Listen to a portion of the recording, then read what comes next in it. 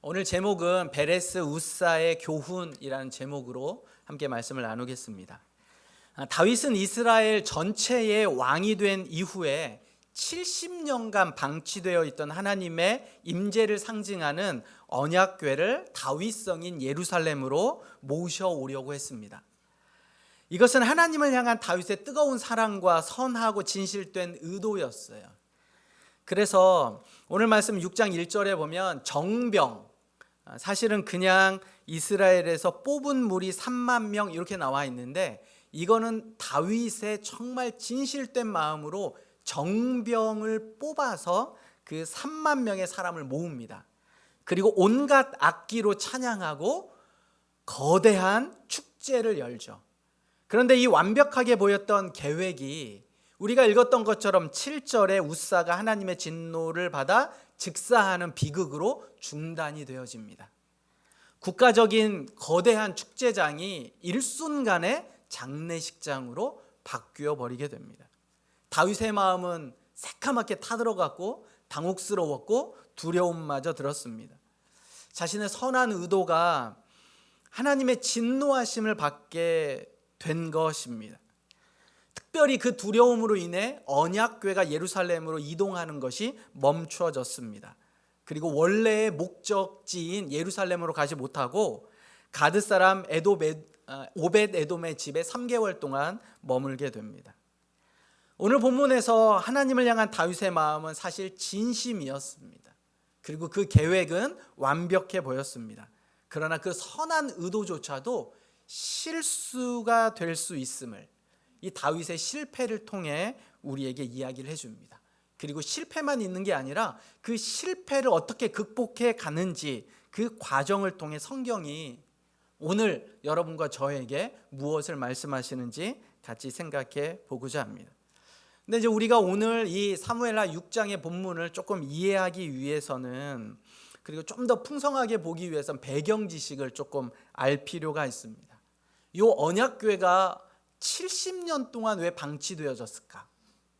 70년간 있었던 장소가 바알레 유다라는 지역입니다. 근데 도대체 이 바알레 유다라는 지역은 어떤 지역이었을까? 그러면 언약궤가 70년 동안 방치되어졌다면 그때 제사는 제대로 드려지고 있었을까? 라는 이제 질문들을 우리가 해볼 필요가 있습니다. 자, 이 궁금함을 알기 위해서는 70년 전으로 돌아가야 됩니다. 지금 다윗의 나이가 몇 세일까요? 40세입니다. 그러면 다윗이 태어나기도 전 30년 전으로 돌아가야 돼요. 자, 그때 이스라엘을 다스리고 있던 사람은 누구였을까요? 사울. 근데 사울은 다윗이 태어나기 전에 30년 전 정도까지, 그보다 좀 뒤에고요. 엘리 제사장입니다. 다들 들어보셨죠? 엘리 제사장이 다스리고 있을 때예요. 그때는 사무엘이 굉장히 어린아이였을 때입니다. 그러므로 엘리 제사장의 두 아들 홈니와 비느하스가 이스라엘을 다스리고 있을 때 블레셋과의 전쟁이 일어납니다. 근데 전세가 굉장히 불리해요. 연전연패입니다. 이 비느하스와 홈니가 꾀를 냈는데 실로에 있는 언약궤를 가지고 오자. 언약궤를 가지고 오면 언약궤 안에 여호와의 임재가 있으니 이 전쟁에서 우리가 이기지 않겠냐라는 생각을 하고 실로에 근 400년 이상 머물러 있었던, 가나안에 들어와서 바로 있었던 그곳에서 언약궤를 가져다가 전쟁터로 가지고 옵니다. 근데 이 전쟁은 어떻게 됐을까요? 언약궤가 있었음에도 불구하고 전쟁은 패배하게 됩니다. 엘리 제사장의 두 아들 홈니와 비느하스는 죽임을 당하고 언약궤는 블레셋에게 빼앗기게 되죠. 블레셋 사람들이 이 언약궤를 전리품으로 아스돗이라는 블레셋 사람들의 지방으로 이제 가지고 갑니다. 그래서 그 아스돗에 다곤 신전, 블레셋 사람들이 믿고 있던 다곤 신전에 이 언약궤를 넣어 놔요. 그리고 이제 아침에 다곤 제사장들이 가서 제사를 드리려고 딱 봤더니 어떻게 돼 있어요? 다곤 신상이 다 무너져 있습니다. 막 머리는 저쪽에 가 있고 다리는 이쪽에 가 있고, 누가 여기 이 밤중에 들어와 가지고 이렇게 신성한 우리의 신을 이렇게 난리를 쳐놨는가? 그냥 다시 이제 다 끼워 맞춰놨죠. 그리고 나서 그 다음날 봤더니 또 그 다음날 다곤 신전에 다곤 신이 완전 다 무너져 있는 거예요. 그 찰나에 아스돗에 악성 종기가 퍼집니다. 전염병이 이렇게 막 퍼지게 되죠. 아스돗 사람들이 약간 찜찜해요. 이제 그 찰나에 아스돗에서 그 교회를 가드로 보냅니다. 가드 사람들은 너무 좋죠. 여호와의 언약궤, 이 전리품이 우리에게 오다니. 그런데 가드에 들어가는 순간 가드에 또 전염병이 돕니다. 깜짝 놀란 가드 사람들이 이 언약궤를 다시 에그론으로 보내요. 그러니까 그 블레셋은 5개의 성읍이 크게 있는데 처음에 아스돗, 두 번째 가드, 세 번째 이제 에글론으로 보내는데 에글론 사람들이 그 소식을 알고 결사반대. 교회 못 들어온다. 교회 못 들어온다. 그러고 있는 찰나에 이게 어찌 된 일인지를 궁금해하면서 블레셋 5 방백들이 다 모입니다. 5 성읍에 방백들이 다 모이죠. 그리고 그들이 결론을 내는데 이 언약궤에 다시 이스라엘로 돌려보내자라고 결정을 하게 됩니다. 그런데 그 몇몇 사람들이 미심쩍어해요. 아니 이게 진짜냐? 진짜 여호와의 신이 일으킨 진노냐? 아니면 우연히 그것 때문에 아스돗, 가드, 에글론에 전염병이 든 거냐? 그래서 진짜인지를 확인해보는 확률 게임을 하게 됩니다. 첫 번째, 갓 송아지를 낳은 암소 2마리를 택하죠. 근데 여러분, 동물 중에 가장 모성애가 강한 동물로 알려진 게 소입니다. 그러니까 이제 암소는 젖먹일 때는 아무 데도 안 간대요. 그래서 이 젖먹이는 소 2마리를 택합니다. 그리고 이 2마리에게 수레를 끌게 해요. 근데 이 2마리는 한 번도 수레를 끌어본 적이 없어요. 그러니까 혼자 수레를 끌으면 그나마 괜찮은데 2마리가 같이 끌으면 호흡이 맞아야 되고 수레를 끌어봤어야 되고 한 번도 안 끌어본 수레면 여러분 신발 새 거 신으면 이렇게 뒷굽 까지잖아요. 그런 느낌처럼 이제 암소가 힘들게 되는 거죠. 그리고 수레 위에 그냥 언약궤를 딱 얹어 놓아요. 마부가 없어요. 그러면 이런 4가지의 상황을 딱 마련해 놓고 어떻게 하는지 보자라고 이야기를 합니다. 그러면서 만약에 여호와의 신이 그랬다면 이 언약궤가 이스라엘 지형 벳세메스로 올라갈 거다라고 생각을 합니다. 지형도 훨씬 이스라엘 지형이 높죠. 2 암소는 본능을 거스리고 자신이 가야 할 이스라엘이 어디 있는지를 아는 듯이 울면서 이스라엘 땅 벳세메스로 올라가게 됩니다. 그래서 이스라엘 블레셋 방백들이 이 일이 여호와를 통해 이루어진 거다라고 확신을 하게 됩니다. 벳세메스 사람들은 그 언약궤를 보고 감격하여 2마리의 암소를 잡아 제사를 드립니다. 그런데 하지 말았어야 할 행동을 하는데 그게 너무 궁금한 거예요. 언약궤 안에 뭐가 들어있을까? 그래서 그 언약궤의 궤를 열어봅니다. 그 재앙이 벳세메스에 임하게 되고 많은 사람들이 죽죠. 그리고 벳세메스 사람들이 그 언약궤를 어디로 옮기냐면 오늘 우리 본문에 읽었던 것처럼 바알라 유다로 옮기게 됩니다. 그런데 이 바알라 유다라는 지역이 어떤 지역이냐? 여러분 느낌이 어떤 느낌이 오세요? 바알라 유다. 2가지 알고 있는 단어가 있어요. 하나는 바알, 2번째는 유다. 그러니까 이 바알라 유다, 바알레 유다라는 지역은 어떤 지역이냐면 풀면 이런 거예요. 유대 지파 땅 안에 바알을 섬겼던 장소 이런 거예요. 그러니까 이스라엘 사람들이 가나안에 들어오기 전부터 이미 그 장소는 바알을 섬기던 곳이었어요. 오늘날 우리로 이야기하면 성황당 뭐 이런 정도죠. 여러분 신당동 하면 뭐가 생각납니까? 신당동 떡볶이. 근데 원래 신당동은 어떤 곳인지 아세요? 그렇죠. 무당들이 많았던 곳이에요. 그 신당동은 공동묘지가 있던 곳이란 말이죠. 그러니까 당시에 조선 사회에서는 시체가 나가는 길이 딱 정해져 있었대요. 동쪽에서는 광희문이라는 곳, 서쪽에서는 서소문이라는 곳으로만 시체가 나가는 거예요. 그러니까 그 시체가 나가다 보니까 공동묘지가 있고, 그 공동묘지가 있다 보니까 신당과 무당들이 많이 살던 곳, 이게 신당동이에요. 떡볶이만 생각하시면 안 됩니다. 제기동은 왜 제기동일까요? 여기 지금 제기동에 계신 분이 오늘 이제 안 오셔가지고, 제기동은 왜 제기동이에요? 제기차. 조선시대 양반들이 같이 모여가지고 명절에 제기를 차던 곳이다 라는 거죠. 네. 제기동은 뭐냐면 왕이 기쁜 날이 있거나 아니면 어려움이 있을 때 그곳에서 제사 드리던 곳이다 해서 제기동이랍니다.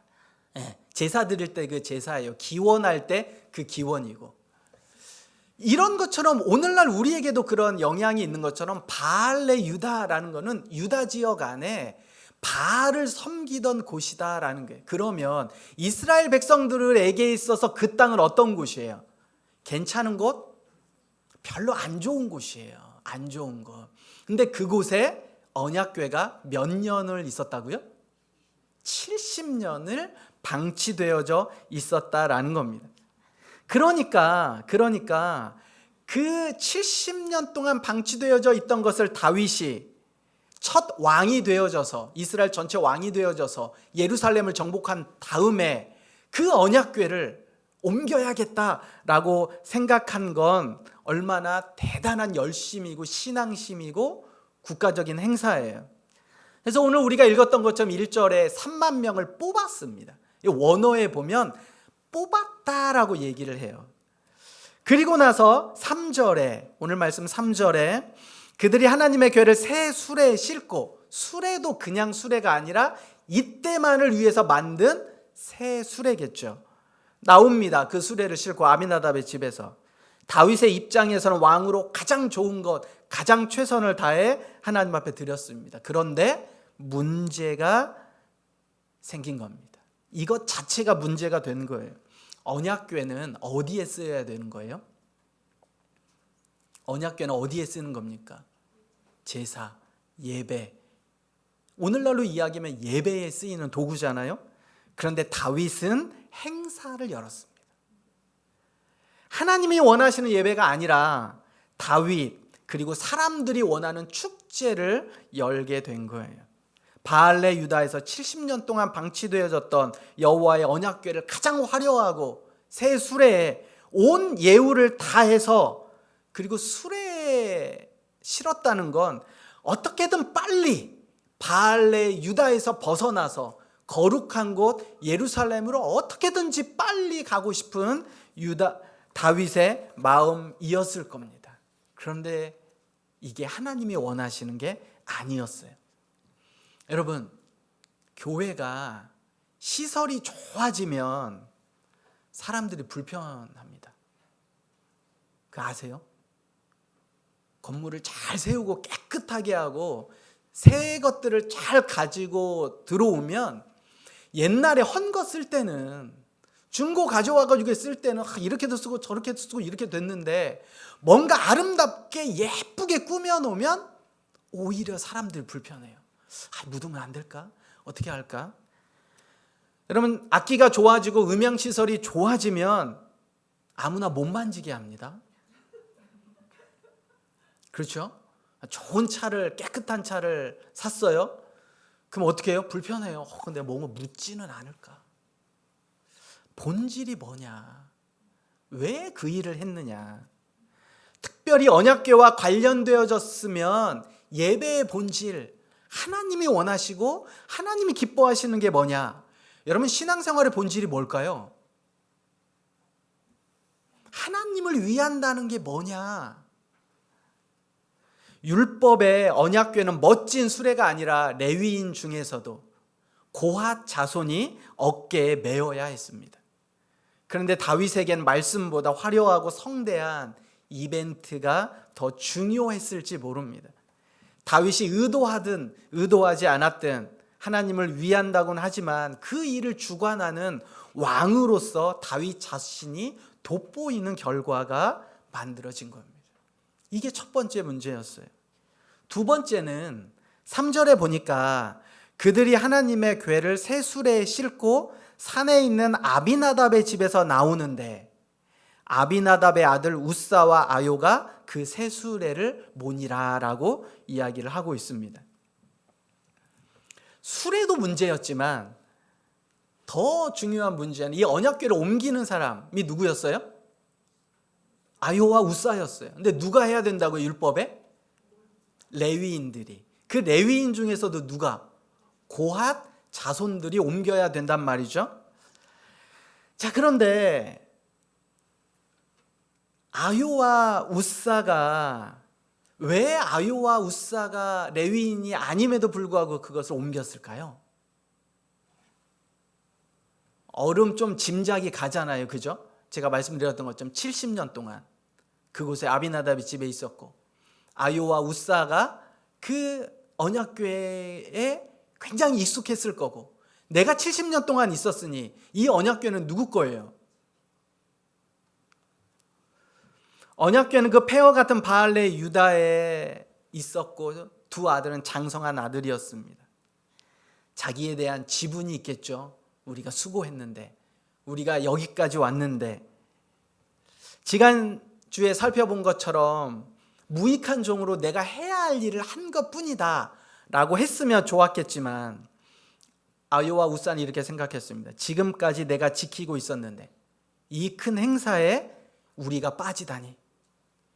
지금의 언약궤가 있는 것이 다 우리의 공인데, 우리의 수고인데, 우리의 지분이 제일 크지. 마무리는 내가 해야지 라는 마음으로 예루살렘까지 옮기고 싶었지 않았을까. 이 자만심, 이 교만의 끝이 하나님의 진노였고 우사는 그 자리에서 죽게 됩니다.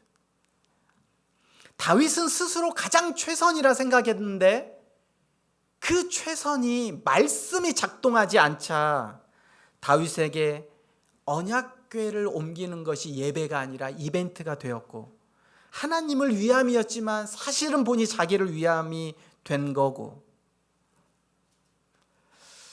근데 어떻게 이렇게 말씀이 작동하지 않았을까? 당시에 유대인들도 그렇고 레위인들도 있을 텐데 어느 누구도 이야기하지 않았을까? 그런데 이 언약궤가 몇 년 동안 방치되어 있었다고요? 70년 동안 바알레 유다에 방치되어져 있었어요. 그러면 원래 있었던 실로에서 제사가 드려졌을까요? 성경은 이야기하고 있지 않습니다. 근데 우리가 유추해 볼 수 있죠. 제사 드려졌다. 그런데 진정한 제사가 드려졌을까요? 언약궤 없이? 만약에 제사가 안 드려졌을 거다. 근데 그 시간에도 사무엘이 20년은 다스리고 있었단 말이죠. 그러면 사무엘은 어떤 마음으로? 이런 우리 고민이 들어가는 거예요. 어찌 되어졌던 율법은 없었고 다윗에게 말씀을 전해준 사람은 없었습니다. 여러분, 말씀이 없으면 무엇이 옳고 무엇이 잘못되어졌는지 기준을 잡지 못합니다. 그때 시대나 오늘 우리의 시대나 동일하지 않을까 싶습니다. 수레인지 어깨에 메어야 하는 건지, 내가 70년 동안 보관했던 사람들이 옮겨야 하는 건지, 아니면 말씀처럼 유대인과 고핫 자손이 옮겨야 하는 건지, 예배를 드려야 하는 건지, 행사인지 구분할 수 없는 영적인 무지가 당시 이스라엘들의 모습이었습니다. 오늘 우리가 그렇게 성경을 안 읽습니다. 네, 교회는 다 나오세요. 주일날 예배는 다 나오시는데 그렇게 성경을 안 읽어요. 맞죠? 아닐 수도 있습니다. 주일날 교회를 나오는 것 왜 나올까? 우리가 한번 생각해 보는 거예요. 예배는 나에게 뭔가? 언약궤가 실로에서 없었음에도 불구하고 여전히 실로에서 하나님 앞에 제사가 드려졌다면 그 제사는 뭘까? 여러분, 우리의 삶이 월요일부터 금요일까지 우리의 일상 속에서도 하나님의 임재와 하나님의 일하심이 있다라는 사실을 여러분 기억하셔야 돼요. 말씀이 없으면, 말씀이 들려지지 않으면, 말씀을 읽지 않으면, 모든 성경은 하나님의 말씀으로 교훈과 책망과 바르게 함과 의로 교육하기에 유익하니, 여러분 신앙생활은 수레로 편하게 빠르게 가성비 있게 하는 게 아니에요. 신앙생활은 어깨를 내어드리는 겁니다. 어깨를 내어드려서 한 걸음 한 걸음씩 제사장이 하나님의 율법에 따라 옮겨가는 것이 신앙생활이다라는 거예요. 화려함으로 인해 다윗의 영적 분별력이 작동하지 않을 때 아요와 우사의 교만을 제어할 수가 없었어요. 여러분 이 일이 다윗 왕의 진두지휘로 이루어졌으니 아요와 우사가 제가 수레를 끌겠습니다라고 할 때 다윗이 허락하지 않았을까요? 이것이 다윗의 영적인 어리석은 분별력이었습니다. 아요와 우사 입장에서 보면 너무 익숙하잖아요. 그죠? 70년 동안 우리 집에 있었으니까. 그런데 그 익숙한 것이 소홀함으로 넘어갈 때가 있습니다. 그 익숙함이 구별됨을 방해하게 할 때가 있어요. 익숙한 것이 자신의 죄성을 보지 못하게 할 때가 있습니다. 여러분 익숙함을 벗어나셔야 돼요. 운전이 그렇잖아요. 이제 막 운전을 하고 뭔가 처음에는 두렵습니다. 걱정이 잘해야 돼요. 신호도 잘 지킵니다. 근데 운전이 어느 정도 익숙하면 어떻게 돼요? 이제 한 손으로 운전해요. 한 손으로. 신호도 잘 안 보고. 이 정도면 내가 충분하다라고 생각할 때 뭐가 터져요? 사고가 일어날 확률이 가장 높다라는 겁니다. 사람과의 관계도 그런 것 같아요.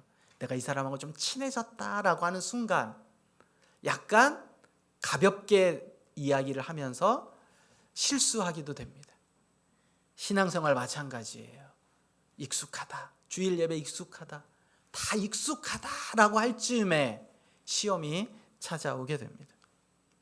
이 사건은 다윗에게 분명하게 이야기합니다. 다윗이 점점 권력에 익숙해져 감을 분명하게 이야기하고 있는 겁니다.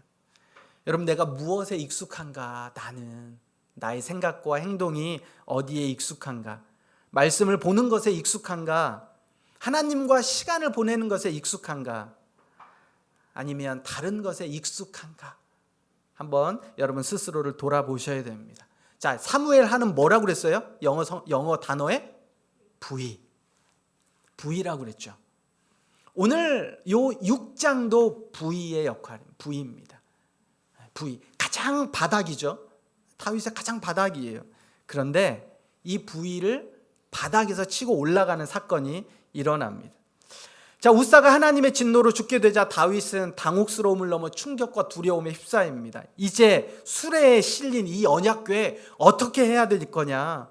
방금 전까지 궤를 만졌던 우사가 죽는 걸 3만 명이 다 지켜봤어요. 그러면 이제 어떻게 해야 할 거냐? 다음은 누가? 그때 10절에 한 사람이 등장합니다. 우리 6장 10절을 같이 한번 읽어볼까요? 시작. 다윗이 언약궤 여호와의 궤를 옮겨 다윗성 자기에게로 메어가기를 즐거워하지 아니하고 가드 사람 오베데돔의 집으로 메어간지라 라고 나와 있습니다. 자, 누가 등장합니까? 가드 사람이에요. 설명을 해놨어요. 그죠? 오베데돔인데 가드 사람이래요. 자, 이거를 세번역 성경으로 제가 읽어보면 오늘 말씀 중에 사실은 여기도 이제 10절에 보면 메어가다라는 표현 두 개가 있잖아요. 근데 이게 원래 메어가다라는 거는 13절에만 나옵니다. 13절부터 나오거든요. 이거는 그냥 옮겨갔다라는 표현이 더 맞아요. 근데 이제 제가 세번역 성경으로 한번 읽어드리겠습니다. 10절이 이렇습니다. 중간에 살짝 빼면 그래서 다윗은 주님의 궤를 다윗성으로 옮기지 않고 가드 사람 오베데돔의 집으로 실어가게 하였다 라고 되어져 있는 게 훨씬 더 원어적인 표현이에요. 다윗은 두려움 속에 예루살렘으로 옮기는 것을 포기하고 이제 가장 가까이에 있는 오베데돔의 집으로 이 언약궤를 실어 가게 합니다. 자, 그러면 오베데돔이 누구냐? 가드 사람이 왜 갑자기 등장하냐? 다윗이 이 오베데돔을 알고 있었냐? 이런 질문들은 성경에 분명하게 이야기하고는 있지는 않지만 이 당시에 이 정황들과 상황을 좀 조합해 보면 이렇습니다. 아마 나곤의 타작마당 우사가 죽은 곳에서 가장 가까운 곳에 오베데돔의 집이 있을 거예요. 그런데 이 오베데돔을 설명할 때 가드 사람이라고 이야기하는데 이 가드라는 성읍이 어떤 성읍이냐? 그리고 그곳에 살았던 오베데돔은 어떤 사람이냐? 결론적으로 이야기하면 이 오베데돔이 레위 사람입니다. 그리고 가드라는 지역은 레위 사람들에게만 준 지역인데 그걸 고핫 자손에게 준 거예요. 그러니 가드라는 도시는 고핫 사람들에게 준 성읍이고 그 고핫 사람에게 준 성읍에 살던 오벳에돔은 레위인이자 고핫 자손이었다라는 겁니다. 자, 이 사실을 다윗이 알았는지 몰랐는지 잘 몰라요. 근데 어떻게든지 이 언약궤가 말씀대로 가게 됩니다. 그리고 그 오벳에돔의 집에 3개월 동안 있게 되어져요. 그리고 11절을 우리 같이 한번 읽겠습니다. 11절 시작. 여호와의 궤가 가드 사람 오벳에돔의 집에 석 달을 있었는데 여호와께서 오벳에돔과 그의 온 집에 복을 주시니라. 아멘. 이 말씀을 통해 하나님의 의도는 분명했습니다. 그리고 다윗에게 정확하게 전달되어졌죠. 뭐예요? 말씀대로. 내가 명한 대로라는 하나님의 의도였어요. 그 3개월의 오벳에돔의 시간 동안 다윗은 부위에 바닥을 찢고 이제 올라갑니다. 그리고 13절을 우리 같이 한번 볼까요? 13절에 드디어 어깨 매게 됩니다. 여호와의 궤를 맨 사람들이 6걸음을 감해 다윗이 소와 살찐 송아지로 제사를 드리고 이제야 드디어 율법대로 말씀대로 메어 가게 되죠. 그리고 14절입니다. 14절은 더 중요해요. 같이 한번 읽겠습니다. 14절 시작.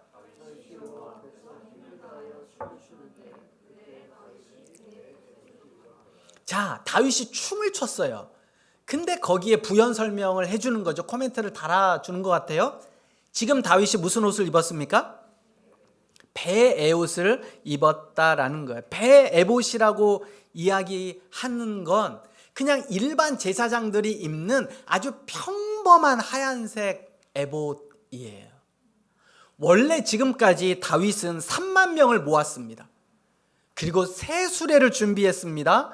온 이스라엘의 왕으로 왕복을 입고 진두지휘했어요. 그럴 때 실패했습니다. 그런데 그걸 다 내려놓고 왕의 복장을 내려놓고 뭘 입었어요? 배에봇을 입었다고요. 대제사장도 아닌 일반 제사장들이 입는 아주 평범하고 소박하고 정결한 옷을 입고 이 옷을 입었을 때 다윗은 왕이 아니었습니다. 이 옷을 입었을 때는 뭐예요? 한 명의 성도가 된 거죠.